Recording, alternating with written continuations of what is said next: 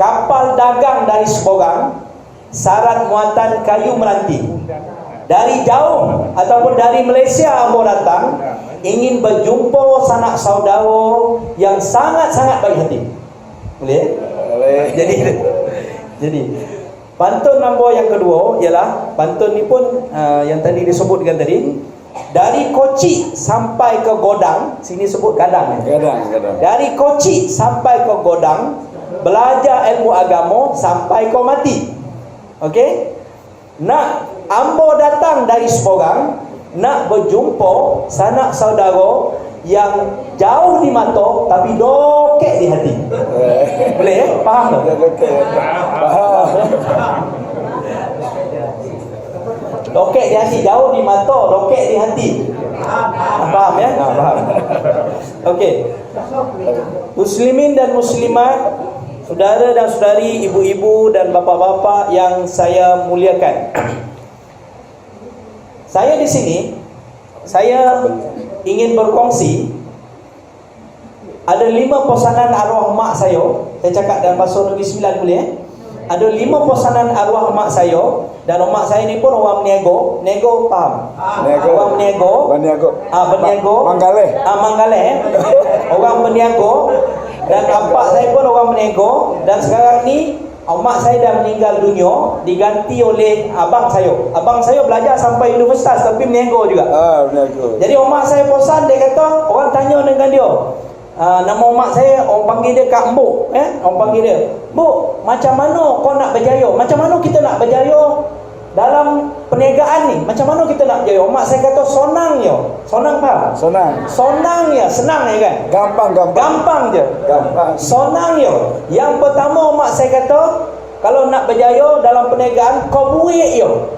Dalam bahasa Minang lah. Kau buik ya, maknanya laksanakan dia. Kau buik je. Apa yang kau nak rancang, apa kau dah rancang, kau dah tanya ustaz-ustaz, kau dah tanya ulama-ulama, kau buik je. Dia kata, kau buik, tapi buik mengikut apa yang telah ditetap oleh syariah ataupun hukum-hukum Islam ya. Yang pertama dia kata kau buik. Sebab dia kata dalam Islam, dalam Al-Quran sebut kaburamaktan indallahi antaqulu ma la taf'alun. Amat besar kebencian di sisi Allah Subhanahu Wa Taala kita cakap tapi kita tak buat apa yang kita cakap. Jadi sekarang ni yang penting kita rancang, kita dah tanya pandangan para ulama, kemudian kita nak nego, kita buat je tu. Kita buat. Daripada situ kita akan perbaiki dan perbaiki.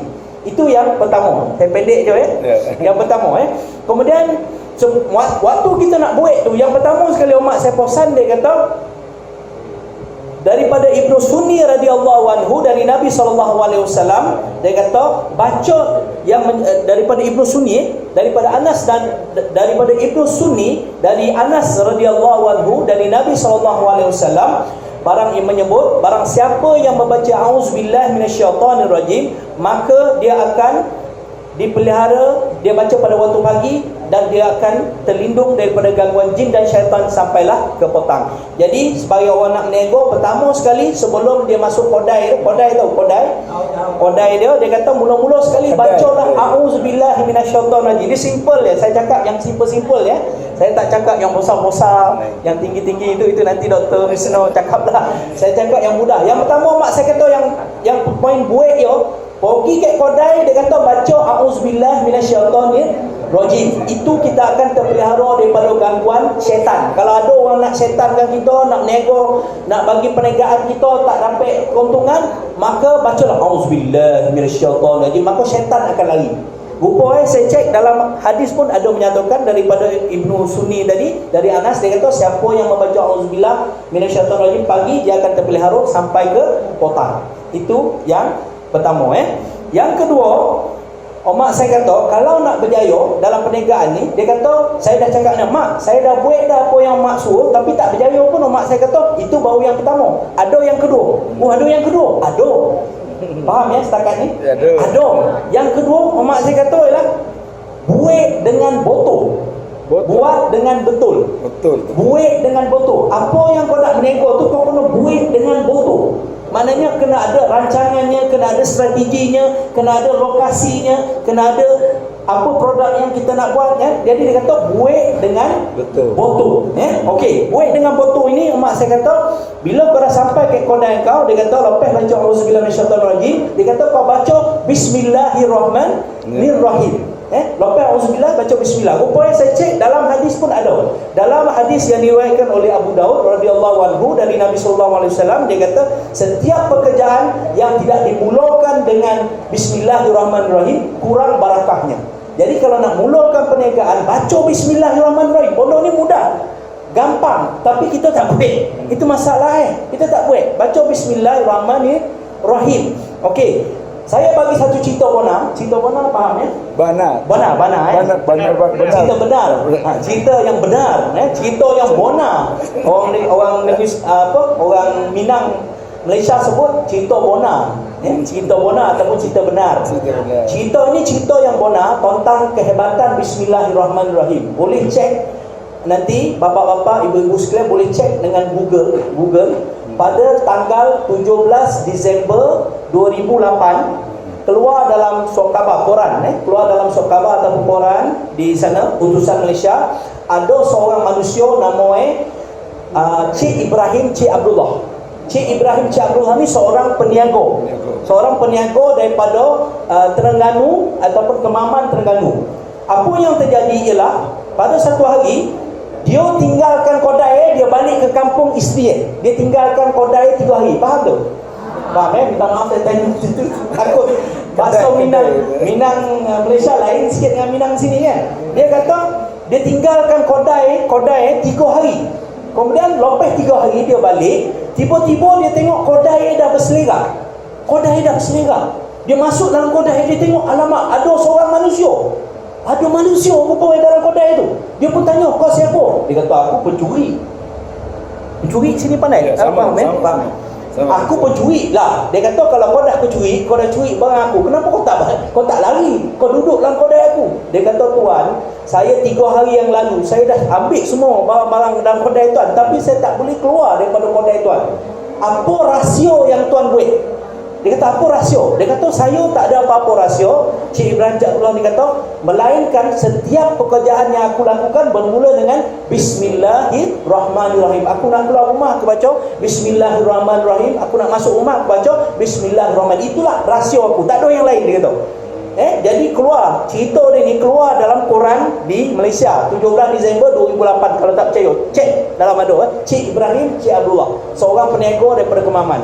Jadi menunjukkan bahawa hebat membaca bismillahirrahmanirrahim. Itu yang kedua tadi, buih dengan botol. Nak sambung dah? Baru 2, saya ada 5. Mak saya pesan ada 5. Tadi baru 2. Nak sambung? Sambung. Nak sambung Okey, saya berhentikan dulu 2. Nanti ada 3 lagi kan saya sambung Kata mak saya, sekarang saya sambung kepada Bapak Dr. Wisnu. Silakan. Sambung satu lagi.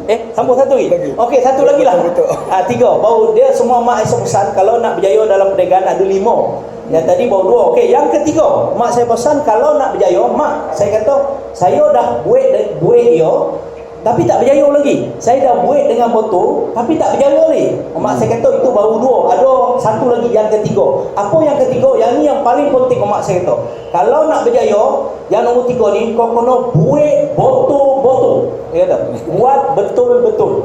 Buat botol-botol. Dia kata buat sesungguhnya, buat dengan sepenuh hati, buat dengan orang kata yang paling orang kata seluruh kudrat kita gunakan sepenuhnya sampai berjaya. Jangan orang kata jangan ada rasa putus asa macam tu. Buat botol-botol, dia kata. Okey, cerita buat botol-botol ni saya ambil satu kisah yang berlaku Bona-Bona Bona-Bona ni benar-benar. Bona-Bona sana sebut Bona-Bona, sini sebut Bana-Bana Bona-Bona berlaku di Malaysia. Ada seorang usahawan Malaysia, boleh cek juga dengan Google. Usahawan Malaysia namanya Faizah Basmati. Faizah Basmati ini seorang peniaga beras yang sangat terkenal, seorang peniaga muslim beras yang sangat terkenal. Kalau boleh cek namanya Faizah Basmati. Dia ni menjual beras. Sekarang ni banyak dia menguasai pasaran beras di Malaysia. Bila saya baca dia punya sejarah hidup Faizah seorang perempuan Faizah Basmati, dia masa mula dalam buku dia tulis 60 wanita paling berpengaruh di Malaysia. Dia cerita masa mula-mula dia buat perniagaan tak berjaya. dia meniaga apa? Tong gas apa sini dipanggil? Apa? Dia meniaga gas untuk masakan. Gas. Gas. Dia meniaga tong gas, dia meniaga runcit sini disebut apa?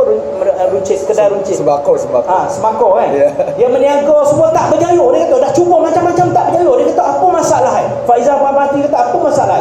Last dia kata bupo dia jumpa dengan seorang ustaz. Dia kata, ustaz, saya dah buat macam-macam, tapi perniagaan saya masih tak berjaya. Apa masalah saya ni? Saya dah buat betul-betul dah. Dia kata, tapi tak berjaya lah. Apa masalah Rupanya ada seorang ustaz tu kata, dia kata, ibu, apa kata lepas ni ibu balik, ibu buat dua perkara.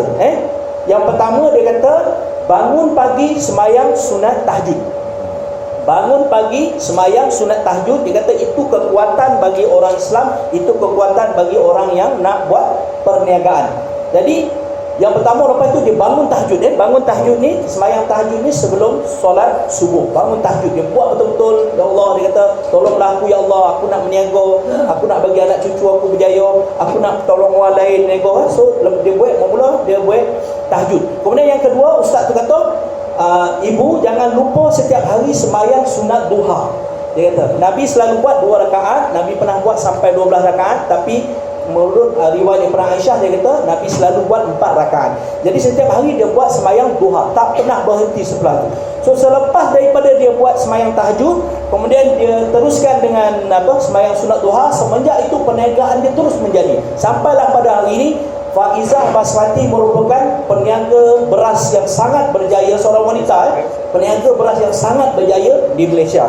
Jadi di sini boleh kita simpulkan bahawa yang ketiga untuk kita berjaya, kita mesti buat botol-botol. Dan buat botol-botol ni ada dua. Satu, buat botol-botol dunia untuk keduniaan, itu kita usaha sungguh-sungguh, kita bina jaringan. Satu lagi, buat botol-botol kita mohon pada Allah Subhanahu Wa Taala. Dia ada dua. Satu doa, dia ada dua doa sebenarnya. Satu, doa pada Allah Subhanahu Wa Taala, buat betul-betul doa pada Allah Subhanahu Wa Taala, sembahyang tahajud, sembahyang 5 waktu, buat sembahyang duha. Satu lagi, doa yang kedua ialah discipline of action, maknanya membuat dengan penuh disiplin. Penuh disiplin, buat satu. So itu yang ketiga. Saya ingat ketiga. Kita berhenti 3 dulu Kita berhenti 3 dulu, ada 2 lagi. Saya tak apalah. Tu habis tak? Apa boleh habis. Tu habis, saya habiskan tu lah. Okey. Saya buat pendek je lah doktor Dia tak payah panjang-panjang. Okey. So mak saya kata pesan tadi, yang pertama dia kata nak berjaya dalam bisnes, buat yo. Yang kedua, buat dengan botol. Yang ketiga, buat botol-botol. Saya dah kata dah buat 3 ni tapi tak berjaya. Mak saya kata baru 3, ada 1 lagi, ada 2 lagi. Yang keempat, mak saya pesan, dia kata kalau nak berjaya dalam perniagaan, botolkan yang biasa, biasakan yang betul. Ini macam mana ni? Nak cerita. Betulkan yang biasa, biasakan yang betul. Botolkan yang biasa, biasakan yang betul. Maksudnya begini, contohnya kita bangun pagi, lambat. Satu Ahad contohnya tak kerja, kita bangun pagi lambat. Itu betul tak betul? Dia kata itu tak betul walaupun biasa. Jadi kita kena biasakan yang betul. Yang kita bangun pagi lambat itu walaupun kita dah biasa bangun pagi lambat, tapi itu tak betul. Jadi kita kena betulkan yang biasa, biasakan yang betul. Yang biasa tu tak semestinya betul. Faham ya? Yang biasa tu tak semestinya betul. Okey? Jadi cerita pasal betulkan yang biasa, biasakan yang betul ni, saya teringat kisah perniagaan seorang tokoh yang paling berjaya. Ada di Malaysia tu ada seorang peniaga Melayu yang nombor 1 dalam Malaysia ni. Dia orang yang paling kaya, orang Islam yang paling kaya di Malaysia. Namanya Tan Sri Syed Mokhtar Al-Bukhari. Tan Sri Syed Mokhtar Al-Bukhari ni orang Islam yang paling kaya di Malaysia.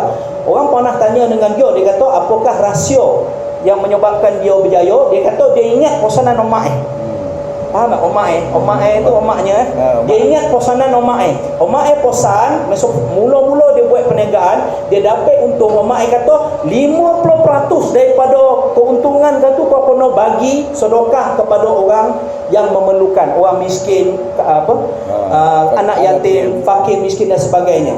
Dia kata bermula dia meniaga, dia dapat untung 50% daripada keuntungannya dia bagi kepada masjid, surau, orang miskin, untuk anak-anak nak belajar sekolah, anak orang miskin dia bagi. So dia kata bermula daripada situ, setiap perniagaan dia 50% dia bagi pada fi sabilillah, pada jalan Allah. Sampailah sekarang ni nilai perniagaan ni saya ingat lebih daripada 10 bilion Malaysia. Sampai sekarang dia masih berjaya dan terus berjaya. Rahsia dia ialah dia orang kata dia sedekah ataupun 50% sedekah pada jalan Allah Subhanahu wa taala. Lepas ni kalau kita nak kaya, banyakkan sedekah. Sedekah tak pernah mengurangkan, sedekah menambahkan lagi.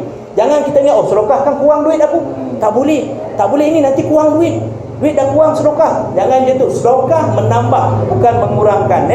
Jadi banyaklah hadis-hadis tentang sedekah tu, nanti Dr. Rahman akan ceritakan. Satu lagi cerita tentang botol yang biasa-biasa ke botol ni. Ada seorang lagi namanya Sulaiman Ar-Rajhi. Dia pengasas bank Islam terbesar di dunia. Bila tengok dia punya kisah hidup, dia ni bermula sebagai orang miskin, kemudian lepas tu bila dia dah kaya, kekayaannya lebih daripada 7.7 bilion dolar, lebih kepada 7.7 bilion dolar. Sekarang lepas ni dia jadi orang miskin balik. Mula dia miskin, lepas tu dia jadi kaya, lepas tu sekarang dia jadi orang miskin balik. Orang tanya dia, kenapa kau dah kaya kemudian kau nak jadi miskin semula? Dia kata, aku kaya bukan kerana aku nak jadi kaya, tapi aku kaya kerana aku nak cari keredaan Allah Subhanahu wa taala. Semua hartanya diserahkan kepada jalan Allah. Sebab itulah siapa-siapa yang pernah pergi buat haji atau umrah, sini ada yang pernah buat haji dengan umrah? Ada kan? Kalau kita pergi haji dan umrah, kita pergi haji dengan umrah, tak percaya, kita akan dapat makan kurma percuma. Kurma, tahu kurma percuma? Dan salah satu daripada kurma percuma tu datang daripada sumbangan Ar-Rahman Ar-Raji, Sulaiman Ar-Raji. Sebab dia dekat Mekah tu dia ada ladang kurma lebih kurang 55,000 hektar yang dia wakafkan untuk orang Islam makan percuma. Jadi yang kita pergi haji dengan umrah tu, kadang-kadang yang kita dapat makan percuma tu daripada sumbangan wakaf daripada Sulaiman Ar-Rajhi. Sekarang dia hidup miskin sebab dia banyak nak sumbang pada jalan Allah Subhanahu wa taala. Yang compact, yang terakhir lah saya nak bagi peluang kepada Dr. Abdul Rahman banyak cerita sikit. Yang terakhir, Omak saya pesan, dia kata kalau nak berjaya dalam hidup ni, saya ulang balik, yang pertama buat dengan botol, buat botol-botol, botolkan yang biasakan di botol. Yang terakhir dia kata jalan kono botol. Faham tak? Ya, jalan sana Minang sana sana Minang sana sebut jalannya jalan kono botol. Mana kalau nak berniaga tak boleh berniaga daripada hasil mencuri, tak boleh berniaga hasil daripada perasukut orang, tak boleh berniaga barang-barang selundupan, tak boleh berniaga bersifat riba dan sebagainya. Jadi dia kata jalan kono botol. Jadi saya ingat itu saja yang saya nak kongsi pada hari ini, 5 perkara bagaimana nak menjadi seorang orang kata usahawan ataupun entrepreneur ataupun wirausaha yang berjaya mengikut perspektif orang Minang Malaysia. Mengikut itu cakap orang Minang Malaysia. Jadi sebelum saya akhiri saya punya orang kata sedikit ceramah ataupun tazkirah yang ringkas ini, memandangkan semalam adalah hari orang kata Maulidin Rasul. Hari Maulidin Rasul. Apa kata pada hari ini kita mengambil keberkatan hari Maulidin Rasul, kita banyakkan selawat kepada Nabi sallallahu alaihi wasallam, di mana kalau kita tengok banyak kelebihan-kelebihan tentang selawat kepada Nabi sallallahu alaihi wasallam. Kalau saya cerita ni panjang ceramah kan. Kehebatan selawat ini salah satu yang boleh sebentar lagi kita akan selawat sama-sama. Kehebatan selawat salah satunya kita boleh ambil daripada surah Al-Ahzab ayat 56 yang selalu kita dengar daripada khutbah Jumaat. Selalu kita dengar dalam khutbah Jumaat, orang baca apa? Khatib baca apa? Innallaha wa malaikatahu yusalluna 'alan nabi ya ayyuhalladzina amanu sallu 'alaihi wa sallimu taslima. Okey, apa kehebatan ayat ini? Saya tunjukkan contoh kalau Allah suruh kita solat, Allah akan kata aqimus solat, dirikan solat. Kalau Allah suruh kita zakat, tunaikan zakat, dia kata aqimus solat wa atuz zakat. Maknanya Allah perintah macam tu je. Tapi dalam ayat solat, Allah nak suruh kita berselawat, Allah tak buat aqimus solat wa atuz zakat. Tunaikan solat, dirikan solat, tunaikan zakat. Allah tak buat macam tu, tapi Allah kata Innallaha wa malaikatahu yusalluna 'alan nabi. Aku dan malaikatku berselawat pada Nabi. Hai orang beriman, berselawatlah kau pada Nabi. Maknanya Allah bermula dengan dia dulu. Dia kata aku dan para malaikatku berselawat. Hai orang beriman, takkan kau tak nak selawat? Aku Tuhan dan para malaikat berselawat kepada Nabi. Kenapa engkau tidak selawat pada Nabi? Dalam bahasa kita macam itulah lebih kurang ya. Jadi menunjukkan betapa selawat ni sangat hebat. Kalau nak cerita selawat, boleh sambung sikit 1 minit? Boleh. Kalau nak cerita tentang selawat ni banyak lagi ni kan. Ada satu hadis Nabi SAW, dia kata siapa yang baca selawat, satu selawat kepada Nabi, maka Allah akan selawat atau memberi rahmat kepada kita 10 kali. Ada satu cerita, saya ingat ni cerita ni pernah kita dengar daripada ustaz-ustaz kat sini. Cerita ini ialah cerita, pernah dengar tak cerita Sufyan Ats-Tsauri? Cerita ini dipetik daripada kitab Mukasyafatul Qulub. Pernah dengar tak cerita ni? Cerita Sufyan Ats-Tsauri masa selawat ni. Pernah dengar tak? Nak saya cerita tak? Boleh saya cerita Okey, tanya dulu kan. Ya. Okey. Cerita ni dipetik daripada kitab Mukasyafatul Qulub. Kitab Mukasyafatul Qulub, kitab karya Imam Al-Ghazali. Karya Imam Ghazali yang terkenal tu namanya kitab Mukasyafatul Qulub karya Imam Ghazali. Dia menceritakan ada seorang ulama dalam zaman dahulu namanya Sufyan Ats-Tsauri. Sufyan Ats-Tsauri, seorang ulama besar yang menghasilkan beribu-ribu murid. Okey, pada satu hari Sufyan Ats-Tsauri cerita dia sedang bertawaf di Kaabah. Tiba-tiba dia nampak seorang anak muda. Ini dalam kitab Mukasyafatul Qulub cerita Sufyan Ats-Tsauri. Dia kata pada satu hari dia Sufyan Ats-Tsauri ini sedang bertawaf di Mekah.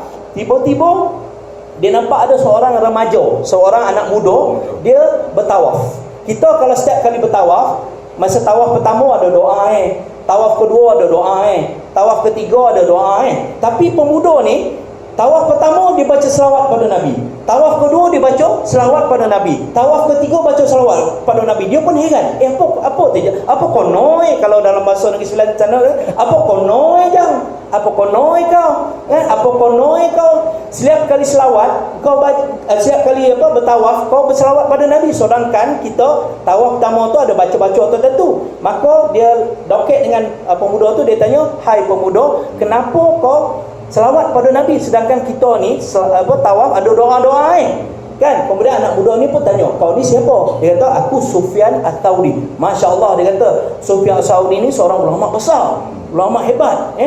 Anak murid kau beribu-ribu. Dia kata begini, sebenarnya tahun lepas faham? Tahun lepas. Tahun lepas Saya sebut tahun lepas.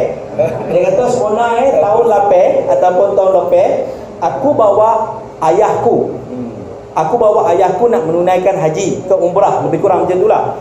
Tiba-tiba waktu aku tengah bawa ayahku bertawaf di Kaabah, tiba-tiba apa yang berlaku, ayahku tiba-tiba dia robah. Tiba-tiba ayahku robah, kemudian di atas pangkuanku ayahku robah, kemudian terus dia meninggal dunia. Tiba-tiba aku tengok muka berubah jadi hitam. Dia pun kata, ya Allah, apa dah jadi pada ayahku ni, apa dosa ayahku ni sampai muka berubah hitam. Saya berdiri lah boleh? Monek duduk.